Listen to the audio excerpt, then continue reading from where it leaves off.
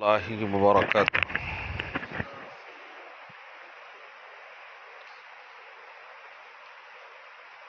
نحمده ونصلي ونسلم على حبيبه الكريم الأمين العزيز الرؤوف الرحيم وعلى آله وأصحابه الأفضلين الأكرمين أجمعين، أما بعد، فأعوذ بالله من الشيطان الرجيم، بسم الله الرحمن الرحيم۔ إن الذين آمنوا والذين هاجروا وجاهدوا في سبيل الله أولئك يرجون رحمة الله والله غفور رحيم، صدق الله العظيم۔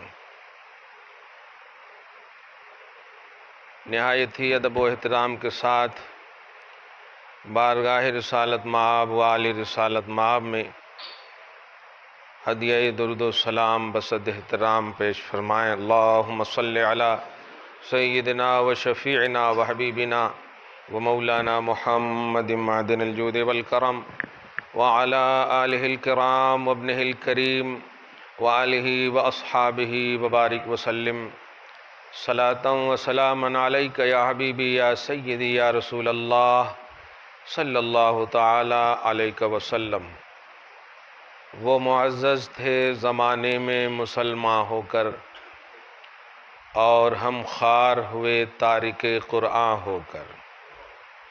خدا وحدہ لا شریک کا فضل ہے، احسان ہے، کرم ہے کہ اللہ تعالیٰ نے ہم سب کو اپنی بارگاہ میں جبین نیاز خم کرنے کی توفیق اور سعادت بخشی۔ اللہ سبحانہ ہم سب کو، بلکہ سارے جہان کے مسلمانوں کو، اپنی بارگاہ میں ہمیشہ جھکنے والا بنائے۔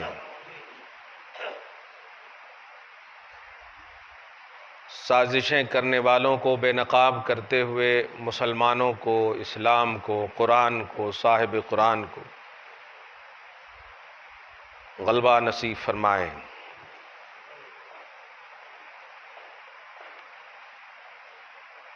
عظمت قرآن کے حوالے سے آج کا یہ دوسرا جمعہ وہ 26 آیتیں جو آیات جہاد سے موسوم ہیں، معنون ہیں۔ سب سے پہلے تو اس بات کی مکمل، کامل، پورے یقین اور وثوق کے ساتھ ہم سب کو یقین کر لینا چاہیے اور کرنا ہے، اسی پر قائم رہنا ہے کہ الحمدو کی الف سے والناس کی سین تک کوئی نقطہ نہ آگے نہ پیچھے، نہ کم نہ زیادہ، کسی بھی طرح سے قرآن پاک میں ہے، بلکہ وہ ازلی کلام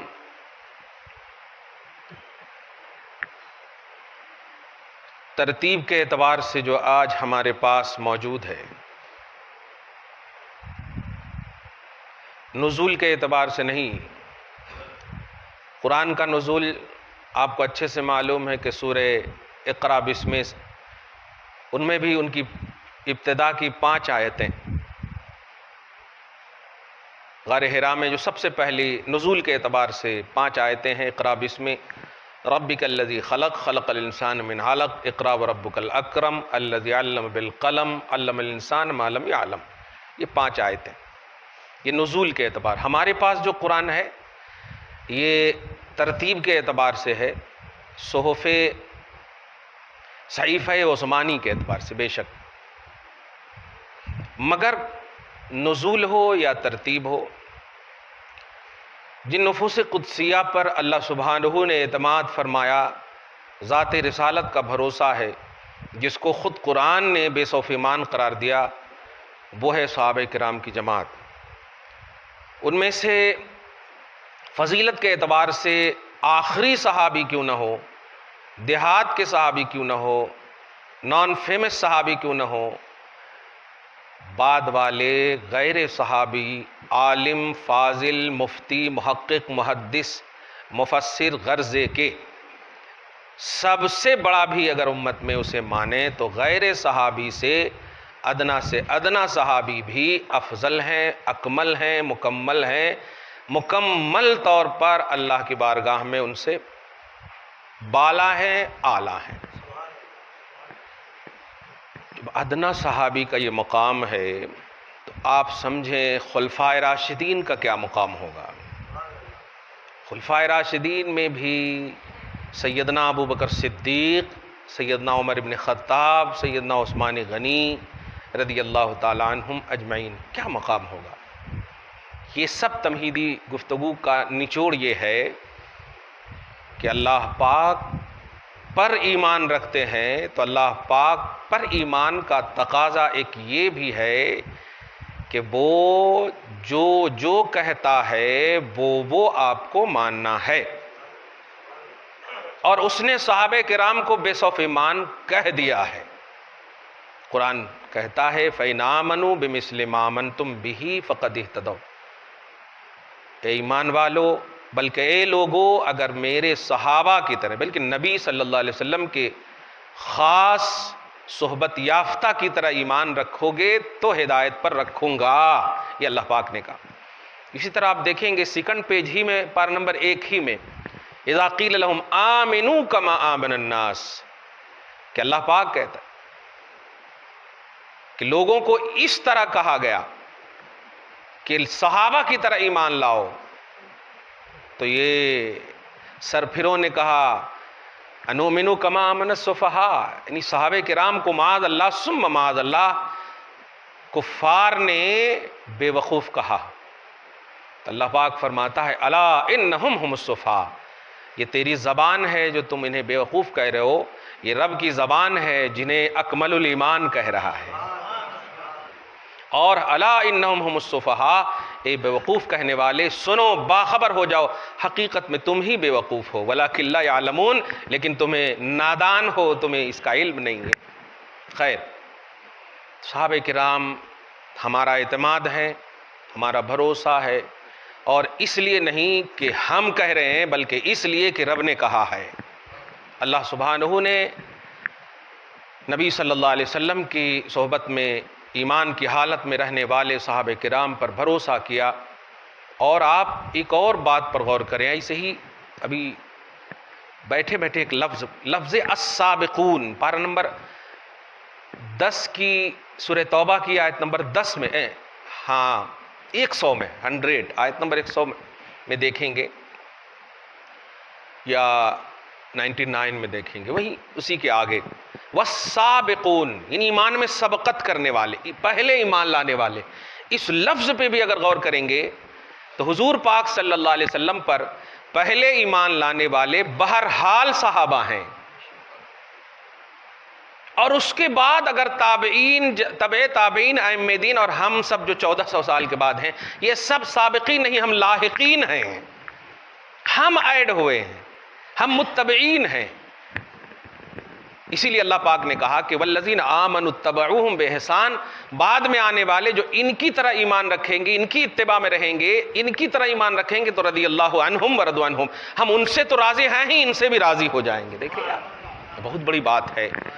تو ایمان میں سبقت کرنے والے صحابہ کرام کی جماعت ہیں، اور جملہ صحابہ ہیں، یاد رکھیے جملہ صحابہ سابقین ہیں۔ آج کی تاریخ میں تو یہ لفظ بالکل عام ہی ہونا چاہیے۔ ہاں، صحابہ کرام کا جب زمانہ ہو تو ان میں ایک جماعت ہوگی سابقین سے بھی اسبق، یعنی سب سے زیادہ سبقت کرنے والے، جو ابو بکر صدیق نظر آئیں گے، عورت میں حضرت خدیجہ نظر آئیں گی، غلام میں حضرت زید نظر آئیں گے، بچے میں حضرت علی نظر آئیں گے، تو یہ اسبق نظر آئیں گے۔ لیکن آج کی تاریخ میں سابقین کی ایک فہرست بنے گی، وہ ہے صحابہ کی فہرست۔ صحابہ کرام سابقین اولین ہیں، ایمان کی بنیاد پر. اور اللہ پاک نے سابقین اولین سے ارشاد کے بارے میں فرمایا رضی اللہ عنہم ورضوا عنہ، اور ان کی اتباع میں جو ایمان رکھیں گے ان سے بھی میں راضی ہوں. یہ بہت بڑی بات ہے. تو ہم صحابہ کے تابع ہو کر رہیں، یہی خدا کی رضا کا سبب ہے، اللہ کی رضا کا یہی سبب ہے. افسوس کے ساتھ کہنا پڑتا ہے آج لوگ فتح مکہ سے پہلے، فتح مکہ کے بعد، صلح حدیبیہ سے پہلے، صلح حدیبیہ کے بعد، بابا یہ ہمارا زمانہ نہیں ہے جو ہم یہ ڈیویژن کر رہے ہیں، یہ صحابہ ہی کا زمانہ ہے. حضور کے زمانے میں ایمان کی جو کیٹیگری ہے وہ ایک ہے، اس میں فضیلت کا عنوان ہو سکتا ہے، لیکن آج کی تاریخ میں صحابہ ایک عنوان ہے بس. چاہے قبل فتح مکہ ہو یا بعد فتح مکہ ہو، ایمان لائے ہیں تو صحابہ ہیں بس. حضور پر ایمان لائے، دیکھ کر حضور کو لائے ایمان، صحابہ ہیں. میں یہ بات کہہ کر کے نفس صحابیت کی جب عظمت آپ کے دل میں ڈل جائے گی تو پھر آپ قرآن کی ترتیب کا جو اعتماد اللہ پاک نے صحابہ کرام پر جملہ کیا، اور ان میں جو پہل کرنے والی ذات ہے سیدنا ابو بکر صدیق ہیں. آپ یہ نہ سمجھیں کہ خط عثمانی بولتے ہیں تو صرف حضرت عثمان ہی کی بھومکا ہے، ایسا نہیں ہے. ہاں یہ شکل جو آج نظر آ رہی ہے، جیسے آپ دیکھتے ہیں نا کبھی کبھی یہ یہاں کی پبلشر ہے، یہاں کی پبلشنگ ہے، یہ ہے وہ ہے، تو یہ سب جو ترتیب کا پہلو ہے، لکھنے کا پہلو ہے، یہ لکھنے کے پہلو سے قرآن میں چینجنگ اوپر نیچے فضیلت وغیرہ کو عنوان نہیں ہو سکتا. قرآن ہے، وہ اللہ کا کلام ہے. قرآن ہے، اللہ کا کلام ہے. اور جیسے ہی اترتا تھا نبی پاک صلی اللہ علیہ وسلم قرآن کو لکھنے کا حکم دے دیا تھا. دھیان دیجئے گا، حدیث سے روکا تھا، میری بات کو مت لکھنا. قرآن لیکن لکھا گیا. تو حضور کے زمانے ہی سے ایسا ہو ہی نہیں سکتا کہ علم میں، عمل میں، تقوی میں، پرہیزگاری میں، نالج میں، سینس میں، ہر طرح سے اللہ پاک نے جن نفوس کو مقدم خلق میں رکھا ہو، وہ نفوس آج کے چھوٹے موٹے دماغ رکھنے والے ان پر انگشت نمائی یہ کرے کہ وہ ایڈ کیے ہیں معاذ اللہ رب العالمین. اس لفظ پر غور کیجئے گا، جن پر قرآن اترنے کا زمانہ ہے، صحابہ کرام کی وہ ذات ہے، اور حضور پاک صلی اللہ علیہ وسلم کے وجود مسعود ظاہری، تو قرآن اترنے کا زمانہ ہے نا، ایڈ کا تو پہلو ہی نہیں رکھ سکتے اب. کیوں؟ اس لیے کہ اترنے کا زمانہ ہے. اور یہی وجہ ہے کہ اللہ پاک نے تمام ادیان کے حوالے سے خود اس قرآن میں فرما دیا، هو الذی ارسل رسولہ بالہدی ودین الحق لیظہرہ علی الدین کلہ، کہ وہ اللہ جس نے اپنی اس رسول خاص کو ہدایت کا سرچشمہ بنا کر بھیجا، ہدایت کے ساتھ بھیجا اور دین حق کے ساتھ بھیجا ہے. اس بھیجنے کا مقصد یہ ہے کہ لیظہرہ علی الدین کلہ، اس دین حق کو تمام دین پر غلبہ دے گا، یہ وعدہ ہے اللہ کا. آپ کچھ سمجھ رہے ہیں اس جملے کو؟ جو اللہ اتنا اہتمام فرمائے دین اسلام کا، اتنا اہتمام فرمائے قرآن کا، اتنا اہتمام فرمائے نبی کا، کیسے یہ جملہ منہ سے نکلا کہ افضل الصحابہ انہوں نے ایڈ کیا، انہوں نے اتنی ہمت کی معاذ اللہ رب العالمین. اچھا، ایڈیٹنگ کا لفظ تم نے اپنی زبان سے کہا ہے، لیکن ابو بکر صدیق کی فضیلت کی آیتیں 26 آیتیں ہم تھوڑی دیر کے لیے یہاں پر ٹھیک ہے رکھ کر کے پوچھتے ہیں، کیا پورے قرآن میں کہیں پر بھی ابو بکر صدیق کے حوالے سے آیت نازل نہیں ہوئی ہے؟ کہیں پر بھی نازل نہیں ہوئی ہے. تو غار ثور میں کون گئے تھے؟ ہجرت کی رات کون تھے نبی کے ساتھ؟ کتنا بڑا، مطلب یہ 26 آیتوں کے حوالے سے انگشت نمائی، زبان درازی کرنے والے پر کتنا بڑا اعتراض ہوگا. خدا پر اعتماد ختم ہو جائے گا، رسول پر اعتماد ختم ہو جائے گا، کیونکہ اللہ عالم الغیب والشہادہ ہے. وہ جانتا 1400 سال کے بعد تمہارا انتظار کر رہا تھا اللہ تعالیٰ، کہ آج تک کوئی زبان نہیں کھول سکا، میں تم کو پیدا کر رہا ہوں، تم ہی کھولو گے. وہ خالق، مالک، عالم الغیب والشہادہ، ایک ایک لفظ کا انفارم، ایک ایک لفظ کی اطلاع دینے والا پروردگار. جانتے ہیں ایک مرتبہ اخنس بن شریق اور ابو جہل ایک باغ میں بیٹھ کر کے، یہ دونوں یہ بڑے ایک دم بالکل آپ یوں کہیں، اب سڑیل تو نہیں، چڑیل، ایک دم دماغ میں چڑیل رہتے تھے ہمیشہ. بس اخنس بن شریق کو تو تفسیر کی دنیا میں رئیس المنافقین کہا گیا ہے، رئیس المنافقین. اور ابو جہل کے بارے میں تو بتانے کی ضرورت ہی نہیں ہے. ہاں، تو یہ دونوں بیٹھے ہوئے تھے ایک دم باغ میں، اب کوئی نہیں ہے، یہی دونوں ہے. اب غور کیجئے گا، سچائی رسالت کو محسوس کیجئے گا. جو خلق ہیں، مخلوق ہیں، قرآن پاک تو قدیم ہے، مخلوق نہیں ہے، ازلی کلام ہے، نہ مٹنے والا کلام ہے. حضور صلی اللہ علیہ وسلم ایک آن ہی کے لیے صحیح مخلوق ہے، موت طاری ہونا ہے، تو زندہ ہے واللہ کا عقیدہ بعد آنے موت ہے، موت کے آنے کے بعد کا عقیدہ ہے. پوائنٹ نوٹ کیجئے گا آپ. اللہ تعالیٰ اپنے حبیب صلی اللہ علیہ وسلم کے حوالے سے غور کیجئے گا، غیروں کی زبان پر افسوسناک پہلو ہے، وہ غیر جن کو رئیس المنافقین کہا گیا، رئیس الکافرین کہا گیا. ابو جہل اور اخنس بن شریق بیٹھے ہیں،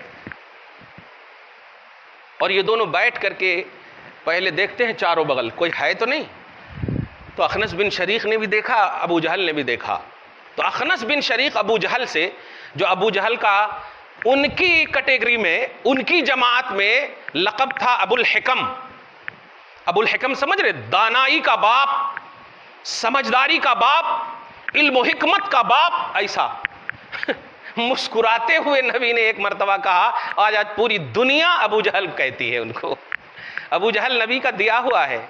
خیر، جو تیرے در سے یار پھرتے ہیں، در بدر یوں ہی خار پھرتے ہیں.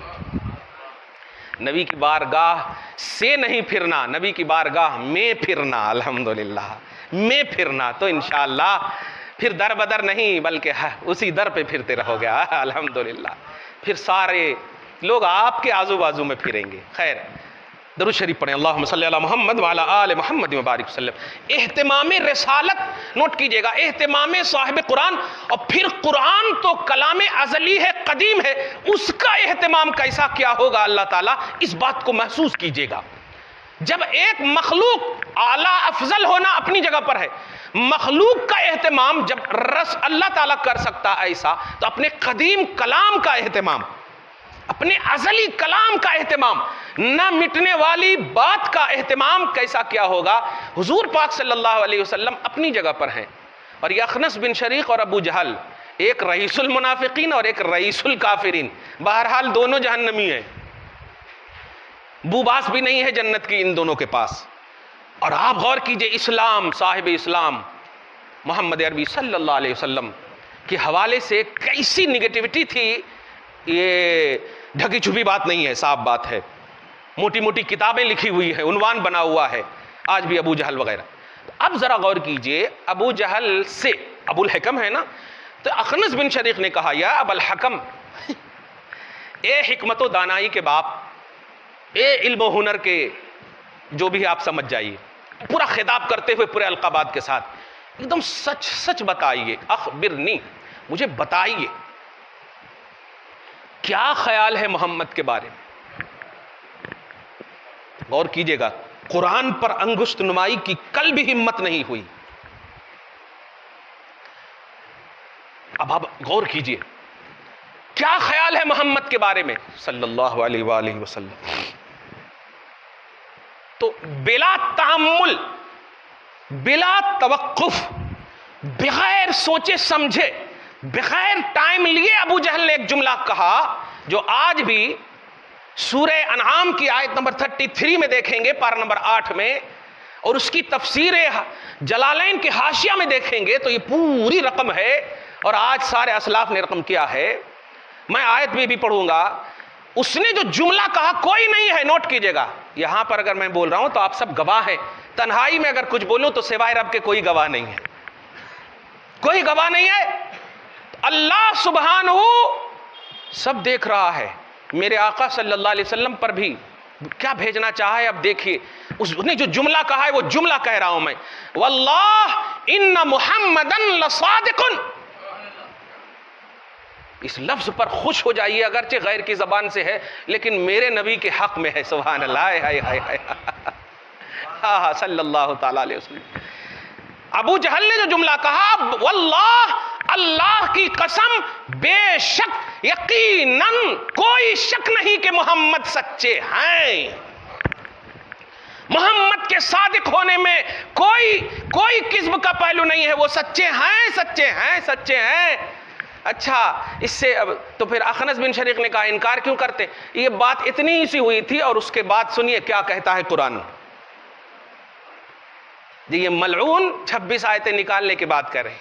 ارے نبی کے صدقے میں، قرآن کے صدقے میں، قرآن کو اگر بلیو کرو گے، نبی کو بلیو کرو گے تو خدا کی قسم تمہارا بھی دفاع فرمائے گا اللہ تعالیٰ، تمہارا بھی دفاع فرمائے گا. پارہ نمبر 17 میں سورہ حج میں آپ دیکھیں ایک آیت ہی ہے، کیا کہنا ہے، بڑی اہم بات. درود شریف پڑھیں، اللہم صلی علی محمد وعلی آل محمد وبارک وسلم. اللہ فرماتا ہے ان اللہ یدافع عن الذین آمنوا ان اللہ لا یحب کل خوان کفر. بے شک اللہ نبی کے غلاموں کا دفاع فرماتا ہے. میں نے ایمان والوں کا ترجمہ غلاموں کا کیا ہے، کیونکہ بغیر غلامی کے ایمان کامل نہیں ہوتی ہے، اسی لیے ہم ترجمہ یہی کرتے ہیں. کلمہ پڑھنے والے تو منافقین بھی ہیں، لا الہ الا اللہ محمد رسول اللہ وہ پڑھتے تھے، لیکن اللہ فرماتا ہے ان المنافقین لکاذبون. وہ پڑھتے ہیں، وہ پڑھے کو بڑھاتے نہیں ہیں، وہ پڑھتے ہیں، یہ جھوٹے ہیں، ذات جھوٹی، بات جھوٹی ہے، وہ جھوٹے ہیں. تو غلامی کا رشتہ ہی ایمان کو کامل کرتا ہے. سبحان اللہ. تو میں نے کیا کہا، ان اللہ یدافع عن الذین آمنوا. اے ایمان والو، قرآن کو، صاحب قرآن کو جیسا کہ حق ہے مانو گے، بے چونچرا تسلیم کرو گے، صرف بلیو کرو گے، مانو گے، جھک جاؤ گے، بے چونچرا جھک جاؤ گے. تو سنو، اب تم اپنا ڈیفنس کرنے کے ذمہ دار نہیں، اب رب تمہارا دفاع فرمائے گا. سبحان اللہ. رب مدافعت کرے گا، رب تمہارے لیے ڈیفینسر بنا رہے گا. سبحان اللہ. مان کے تو دیکھو، یہ نہیں فرمایا کہ اللہ اپنے بندوں کا دفاع فرمائے گا، نہیں فرمایا. ان اللہ یدافع عن الذین آمنوا، ایمان والوں کا دفاع فرمائے گا. اور ایمان غلامی مصطفیٰ کا نام ہے، رشتہ محمد الرسول اللہ صلی اللہ علیہ وسلم کے استحکام کا نام ہے. سورہ اعراف آیت نمبر 158 میں اللہ پاک فرماتا وَاتَّبِعُوهُ لَعَلَّكُمْ تَهْتَدُونَ. نبی کی غلامی کرو، ہدایت پر رکھوں گا. یہ اللہ پاک فرماتا. بغیر رشتہ رسالت کے استحکام کے ایمان نہیں ہے، مکمل نہیں ہے. ایسے ہی نہیں پڑھتا ہوں میں منبر رسول پر الا لا ایمان لمن لا محبت لہ، الا لا ایمان لمن لا محبت لہ. سنو، اس کا ایمان نہیں، اس کے پاس ایمان نہیں جس کے پاس نبی کی محبت نہیں ہے. یہ ایسے ہی نہیں، آپ عربی میں خالی سن لیں، اونگھی آ جائے، نہیں. الا لا ایمان لمن لا محبت لہ 3 بار ایسے ہی نہیں اعلان ہوتا ہے. سنو، اس کا ایمان نہیں جس کے پاس محبت نہیں. تو آپ ذرا غور کیجئے، ابو جہل نے جب یہ جملہ کہا تو اخنس بن شریک کو کیا کرنا چاہیے؟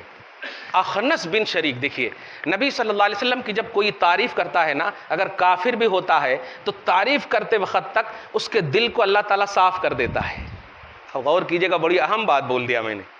یعنی ہونا یہ چاہیے کہ ابو جہل، جیسے آج ہوتا ہے نا، ہماری پارٹی کے خلاف اگر کوئی جائے تو اس کو مروا دیا جاتا ہے، لیکن نہیں، وہاں دیکھیں آپ بات سچائی کی ہے اور اللہ پاک دیکھ رہا ہے کہ بات سچ کہہ رہا ہے. تو ذرا اخنس بن شریک کو غصہ کی بات بھی نہیں، غصہ اچھا آپ جب کہہ رہے ہیں تو صحیح ہوگا. دیکھیے اخنس بن شریک نے بھی کہا. اب یہ دونوں بات کر رہے تھے، اب بتائیے تیسرے کو کیا وہاں کی وادی وغیرہ کو بھی کوئی بھنک نہیں ملی ہوگی. صحیح ہے کہ نہیں؟ اب جب دونوں ہی ہے اور کوئی نہیں ہے، اس کو سمجھیے گا. اور میں آخری سورہ بقرہ کی آیت نمبر 218 جو آیت جہاد سے ہے، 26 آیتوں میں سے آج پہلی آیت کا ترجمہ کروں گا اور سمجھیے گا آپ. الحمدللہ آیت جہاد جو 26 آیتیں نکالنے کی بات کی ہیں، وہ تو پہلے ہی نکل چکے اسلام سے. جس وقت سوچے نکالنے کے لیے وہ پہلے ہی نکل چکے. یاد رکھیے گا، ایک جملہ بول رہا ہوں، طلاق یہ نہیں ہے کہ آپ سب کے سامنے بیوی کو دیں. اگر آپ لیٹرنگ میں بیٹھے ہوئے ہیں اور اگر آپ نے کہہ دیا میں نے اپنی بیوی کو طلاق دیا تو وہ طلاق واقع ہو گئی، کوئی گواہ ہو یا نہ ہو. زبان سے نکل گئے الفاظ وہ ضبط کر لیے جاتے ہیں، مضبوط اور محفوظ کر لیے جاتے ہیں اللہ کی بارگاہ میں. اے انسان، تو نے قرآن کی آیتوں کے نکالنے کے لیے جس وقت اپنی نیت و ارادے میں یہ پختگی لائی، اسی وقت رب نے اسلام سے تجھے نکال دیا، ایمان سے تجھے نکال دیا ہے. اللہ پاک اب تیرے جیسے بندوں کی کوئی ضرورت نہیں ہے، کوئی ضرورت نہیں ہے. اس لیے ایمان والو، تم بھی بیزاری کرو. ایسی فکر رکھنے والوں سے ہم بیزاری کا اظہار کرتے ہیں، اعلان کرتے ہیں. ہم بالکل مذمت کرتے ہیں. اللہ تعالیٰ آپ کو ہم سب کو شاد رکھے, آباد رکھے.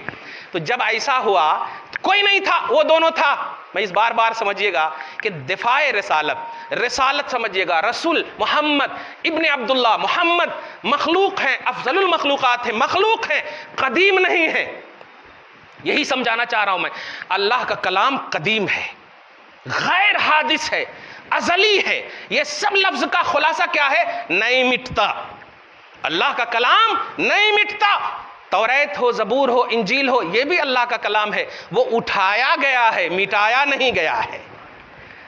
اللہ کا کلام ہے, وہ اٹھایا گیا ہے. منسوخ کو یہ کبھی مت سمجھیے گا کہ توریت کو مٹا دیا اللہ تعالیٰ نے. کلام الہی مٹ نہیں سکتا ہے, وہ اٹھا لیا گیا ہے. جیسے قیامت کے قریب اچھے اچھے مقامات کو اٹھا لیے جائیں گے, سنے ہیں نا, کعبہ کو اٹھا لیا جائے گا اچھے اچھے. اس سے پہلے کہ کعبہ اٹھا لیا جائے, اے حج کرنے والو حج کر لو. سبحان اللہ, آپ کو ہم سب کو اس پکار کو قبول فرمائے. درود شریف پڑھیں, اللہم صلی علی محمد وعلی آل محمد وبارک وسلم. بات اچھی ہو تو درود شریف پڑھ لیا کیجئے, قبول ہو جاتی ہے الحمدللہ. صلی اللہ علی النبی الامی والہ صلی اللہ علیہ وسلم. الصلاۃ والسلام علیک یا رسول اللہ. کوئی نہیں تھا. ابو جہل, اخنس بن شریق.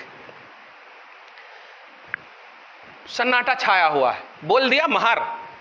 الفضل ما شہدت بہ الاعداء. خدا کی طرف سے جب کسی کو فضیلت مل جاتی ہے تو اس فضیلت کی گواہی دشمن بھی دیتے ہیں, دشمن بھی دیتے ہیں. میرے آقا صلی اللہ علیہ وسلم کی سچائی, صداقت, مصدوقیت, صادقیت, سچائی, اچھائی سب سے بڑی معجزانہ شان اس لیے بھی رکھتی ہے کہ اپنے تو اپنے ہیں, غیروں نے بھی آپ کی سچائی کا اعلان کیا ہے, دشمنوں نے بھی آپ کی سچائی کا اعلان کیا ہے. وہ رسول اتنا پاورفل صداقت میں ہے کہ سنیے, جب اس نے کہا کہ واللہ ان محمد لصادق, میرا رب کتنا مسکرایا, اپنی شان کے مطابق کتنا خوش ہوا. سوچئے آپ, جب دشمنوں کی تعریف محمدی سے رب اتنا خوش ہوتا کہ آیت اتار دیتا, اے مسلمان تو تعریف کرے گا تو خدا کی قسم فضل ضرور اتارے گا, کرم ضرور اتارے گا, ساری بلائیں دور کر دے گا. کر تو تعریف. دیکھ جا طائر سدرہ کو بلاتا ہے اور کہتا ہے دیکھ میرے حبیب کی آج تعریف کیا ہے دشمن نے, ایک آیت لے کر کے جا مصطفیٰ کی بارگاہ میں. ایک آیت لے کر کے جا میرے حبیب کی بارگاہ میں. جبرائیل ادب و احترام کے ساتھ کھڑے ہیں, دے مولا. دے دیا. آئے بارگاہ رسالت میں علیہ الصلاۃ والسلام. دھیان دیجیے گا, جبرائیل آئے ہو, ہاں کیوں, پورا منظر دھیان دیجیے گا. منظر تو لائیے نا. الحمدللہ میرے گھر بھی ہو جائے چراغاں یا رسول اللہ. سنا ہے آپ ہر عاشق کے گھر تشریف لاتے ہیں, میرے گھر میں بھی ہو جائے چراغاں یا رسول اللہ. یہ اپنا دل, اپنا گھر سمجھیں, مصطفیٰ جان رحمت کی آمد سمجھیں. اللہ سلامت رکھے, شاد رکھے. تو حضور پاک صلی اللہ علیہ وسلم, جبرائیل آئے, ہاں کیا, ایک آیت اللہ تعالیٰ نے دیا ہے, کہیں تو سناؤں. جی سناؤ. آپ سنیے آیت, آپ بھی سبحان اللہ. اور پورا منظر رکھیے گا. جب دشمن نے تعریف کی تو مصطفیٰ جان رحمت کو خوش کرنے کے لیے اللہ پاک نے اس تعریف کا اظہار فرمایا, اے مسلمان تو تعریف کرے گا تو یقیناً اللہ تعالیٰ فضل اتارے گا, یقیناً فضل, کیونکہ تو امتی ہے. آیت نہیں اتارے گا لیکن اتارنے والا موجود ہے, اتارنے والا موجود ہے. جو تیری ضرورت ہے وہ اتارے گا. نبی کی ضرورت آیات ربانی تھی, تمہاری ضرورت فضل ربانی ہے, کرم ربانی ہے. تمہیں جو ضرورت ہے ضرور اتارے گا.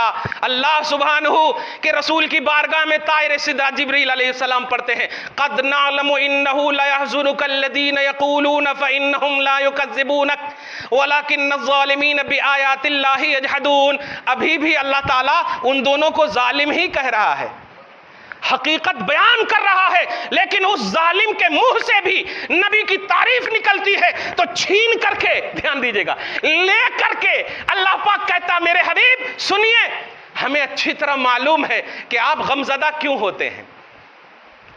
کافروں کی بولی, کافروں کی تکلیف, کافروں کی بولی آپ کو غمزدہ کرتی ہے, تکلیف دیتی ہے. کبھی ساحر, کبھی شاعر, کبھی کاہن, کبھی مجنو, اس طرح کے جملے آپ کو تکلیف دیتی ہے. آج سب سے بڑے دشمن نے, اور سب کے سامنے نہیں, تنہائی میں, اور جو تنہائی میں باتیں ہوتی ہے وہ ایک دم سراسر سچی ہوتی ہے. وہ 100% سچی ہوتی ہے. میرے حبیب آپ کا دل خوش ہوگا. سنیے, مجھے اچھی طرح معلوم ہے کہ جو بات آپ کو تکلیف دیتی وہ یہ ہے, لا يحزنك الذين يقولون, جو وہ کہتے ہیں آپ کو تکلیف ہوتی ہے نا. لیکن سنیے, لا يكذبونك, آپ کی ذات کو وہ نہیں جھٹلاتے ہیں, آپ کی ذات کو وہ نہیں جھٹلاتے ہیں. وہ تو کہتے ہیں واللہ ان محمدا لصادق, ذات محمد سچی ہے. ایک اور جملے پہ غور کیجئے گا, محمد اس نے عبداللہ کا بیٹا سمجھ کر کے اس جملے کو استعمال کیا ہے ابو جہل نے, عبداللہ کا بیٹا, ورنہ ان رسول اللہ بھی کہہ سکتا تھا. رسول تو مانا ہی نہیں اس نے, مانتا تو مومن ہو جاتا. محمد عبداللہ کا بیٹا مطلب خالص بشر, خالص خلق سمجھ کر کے یہ اعلان تنہائی میں کیا کہ یہ خلق, ہم بھی خلق, لیکن ہماری خلقت میں افسوسناک پہلو ہے, مصطفیٰ کی خلقت میں تابناک پہلو ہے. مصطفیٰ محمد جو عبداللہ کے بیٹے ہیں, خلق کے اعتبار سے استعمال کر کے کہا بے شک سچے ہیں. سنو محمدی, اے سنو پروانہ رسالت, اے نبی کے چاہنے والوں سنو, جب رسول تم نے مانا ہوگا تو سوچ کتنی صداقت کا اعتراف کیا ہوگا اس کے پس پردہ, کسی نے کتنی سچائی کا اعتراف کیا ہوگا. اس نے خلق کا تصور کیا, صادق کا اعلان کیا, رب نے تائید فرمائی اور کہا لا یکذبونک, آپ کی ذات کا وہ کو نہیں جھٹلاتے ہیں. وَلَكِنَّ الظَّالِمِينَ بِآيَاتِ اللَّهِ يَجْحَدُونَ, اللہ کی آیتوں کو ظالم جھٹلاتے ہیں. کیا سمجھے اب آپ؟ اللہ کی آیتوں کو ظالم جھٹلاتے ہیں. یہاں پر بھی اپنی آیتوں کا دفاع اور آیت جس پر اتری اس کا دفاع, اور جھٹلانے والوں کو ظالم کہا ہے. تین بات یہاں پر آپ کو سمجھانا ہے مجھے, کہ جن لوگوں نے, جس نے اور جس کے جن لوگوں نے تائید کی ہے, اس ملعون کو آج بھی قرآن ظالم کہہ رہا ہے. اور جس نے آئی ڈونٹ کیئر کہا, دھیان دیجئے گا, جس نے تائید ربانی میں آیات قرآنیہ کی تصدیق کی, اظہار کیا اس تصدیق کا, اللہ سبحانہ کہتا ہے کہ تم سب میرے ہو, اور جن لوگوں نے جھٹلایا وہ سب ظالم ہے. واللہ لا یہدی القوم الظالمین, اور میں سند نازل کرتا ہوں کہ ظالم قوم کو میں ہدایت نہیں دوں گا. آپ کو عادل قوم کہا گیا, آپ کو انصاف پرور قوم کہا گیا, تم انکار کرنے والی قوم نہیں ہو. جن لوگوں نے انکار کیا وہ ظالم قوم ہے. میری قرآن کی آیتوں کو وہی جھٹلا سکتے ہیں, انکار کر سکتے ہیں جو میری ہدایت سے محروم ہے, جو میری ہدایت سے محروم ہے, جو ظالم ہے, جو جس کو میں نے ہدایت نہیں دی. کتنا بڑا پہلو آپ کو نظر آیا اس بات میں کہ جو اللہ وہمی طور پر بھی, حالانکہ اس میں کیا بات ہے, محمد سچے ہیں, کلیئر بات ہے نا, سچے ہیں, اللہ بھی جانتا ہے, خود رسول کو معلوم ہے, آپ سچے ہیں, بالکل سب جانتا, جتنے بھی ایمان لانے والے ہیں سب جانتے ہیں سچے ہیں. جب سب جانتے ہیں بات سچائی ہے, آیت اتارنے کی ضرورت کیا پڑی؟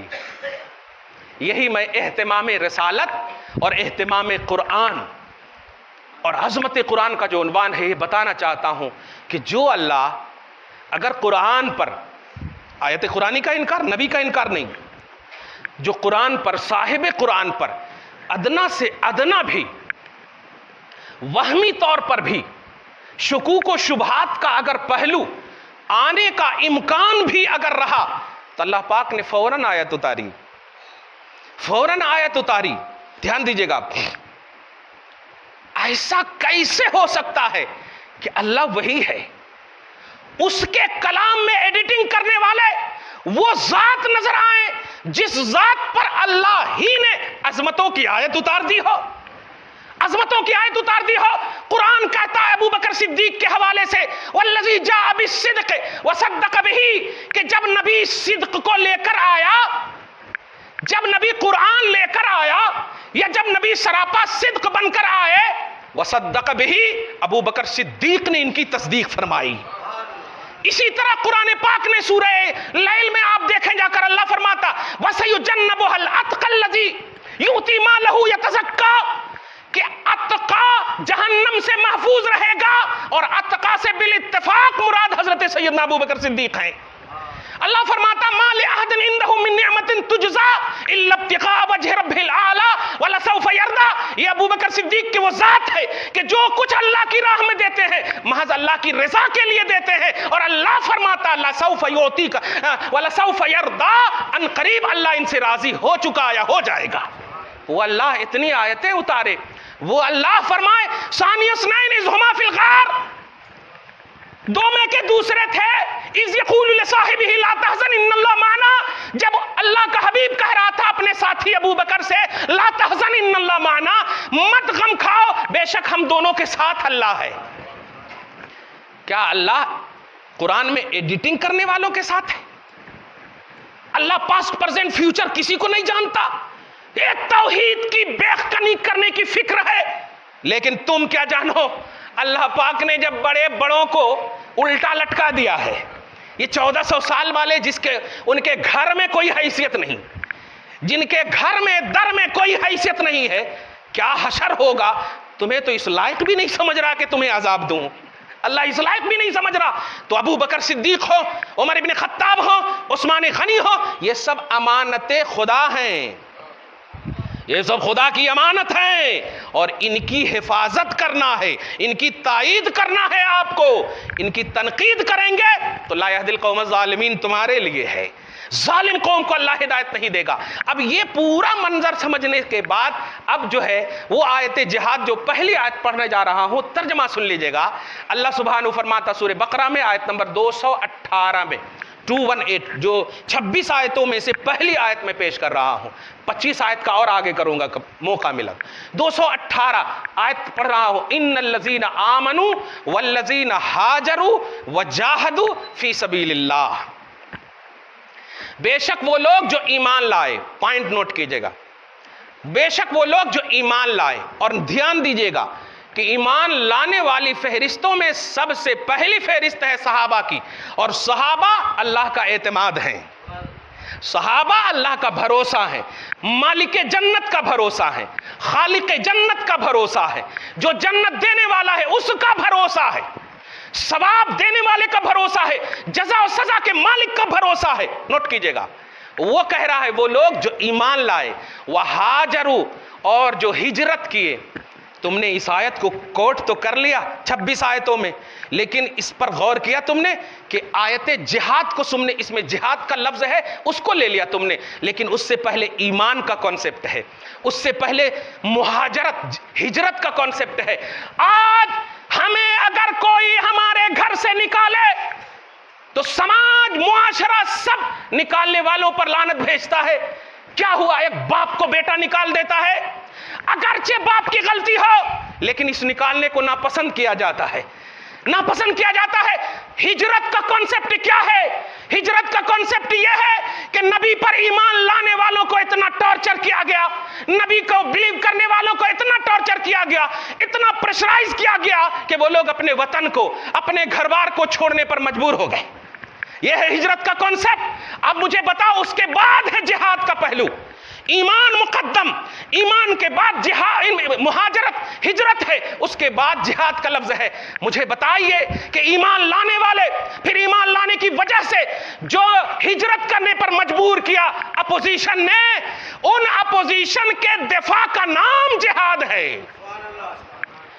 ایمان کے دائرے میں رہ کر اپوزیشن نے جو پریشر ڈالا ایمان والوں پر, کیوں تم نے محمد کو مانا, کیوں تم نے لات و عزا کو ترک کیا, کیوں تو نے ایک معبود کو مانا, کیوں تو نے اللہ کو مانا, یہ سب ماننے کی وجہ سے دشمنان اسلام نے, اپوزیشن آف اسلام نے جو ان پر ظلم ڈھایا, اس ظلم کو دور کرنے کا نام جہاد ہے, اس ظلم کو دور کرنے کا نام جہاد ہے. اور اسی کو اللہ سبحانہ کہتا ہے ان الذین آمنوا وہاجروا وجاہدوا فی سبیل اللہ, بے شک وہ لوگ جو ایمان لائے اور ہجرت کیے. یہاں پر دھیان دیجئے گا, فی سبیل اللہ بعد میں کہہ رہا اللہ تعالیٰ, وجاہدوا فی سبیل اللہ, اور اللہ کی راہ میں جہاد کیے. اللہ جانتا تھا فی سبیل اللہ کہہ کر کے آج آپ کو ایک دل کی تعلیف کے لیے ایک جملہ دینا چاہتا تھا کہ لفظ صرف جہاد کو مت دیکھنا, فی سبیل اللہ کو بھی دیکھنا.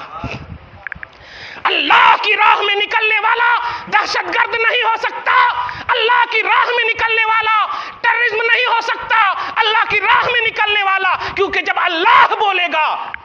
تو رحمان کا خیال آئے گا، اللہ بولے گا تو رحیم کا خیال آئے گا۔ ارے جس اللہ نے ہر کام سے پہلے یہ کہہ دیا ہو اس کے رسول کی زبان سے کہ ہر ایک کام سے پہلے بسم اللہ الرحمن الرحیم پڑھا کرو، اللہ رحمان و رحیم کے نام سے، اللہ رحمان و رحیم کے نام سے، تو اللہ کی راہ میں جہاد کرنے والا کبھی دہشت گرد نہیں ہو سکتا۔ وہ اپنے ظلم کا دفاع کرتا ہے، وہ اپنے اوپر ہوئے ظلم کو دور کرتا ہے، اور اس دوری کو دہشت گردی کا نام نہیں دینا۔ دنیاوی مثال ہے، اگر آپ کے سر پر کوڑا آ جائے تو کوڑا ہٹانے کو دہشت گردی نہیں، عدل ہے، انصاف ہے۔ کچرا آ جائے، صفائی کا نام انصاف ہے۔ ارے ایک چھوٹی سی بات لیجئے نا، میں دوسری آیت میں اس کا اظہار کروں گا کہ اگر آپ دیکھیں نا، ابھی بھی قانون میں ہے نا، انڈیا ہی کے قانون میں، یہ سولی پر چڑھانا، یہ پھانسی دینا، یہ کیا ہے؟ کیا انسان نہیں ہے جس کو پھانسی دی جا رہی ہے؟ وہ بھی تو انسان ہے نا، مگر کیوں اس نے یا تو ملک کے خلاف کیا، مذہب کے خلاف کیا، مطلب خلاف ہی کیا ہے۔ تو کسی کو اگر مارنا یہ دہشت گردی ہے، تب تو پھر کوئی رحم کا پہلو ہی نظر نہیں آئے گا، عدل کا پہلو ہی نظر نہیں آئے گا، کوئی ایسا ریلیجن، کوئی ایسا مذہب ہی نظر نہیں آئے گا جس پر ظلم ہو اور وہ سہتا رہے۔ نہیں، خلاصہ یہ کہ اس آیت کریمہ میں ایمان کے ساتھ مشروط ہے جہاد، ہجرت کے ساتھ مشروط ہے جہاد، ایمان مقدم ہجرت مقدم، یہ دونوں کو سمجھ جائیں گے تو جہاد عدل کا عنوان بن کر کے آئے گا، جہاد انصاف کا عنوان بن کر کے آئے گا۔ دعا ہے اللہ تعالیٰ آپ کو شاد رکھے، آباد رکھے، آنے والی مقدس رات کی برکتوں سے نوازے، اور جو لمحے گزرے ہیں مولا ہم سب کو ان لمحوں کی برکتوں سے جو ان میں چک ہوا ہو معاف کر دینا مولا، آنے والے لمحے اچھے ہو پروردگار امن ماحول قائم فرما، شانتی کا ماحول قائم فرما، آمین بجاہ سید المرسلین، وما علینا الا البلاغ المبین۔ جو سنت نہیں پڑھ سکتے سنت پڑھ لیں۔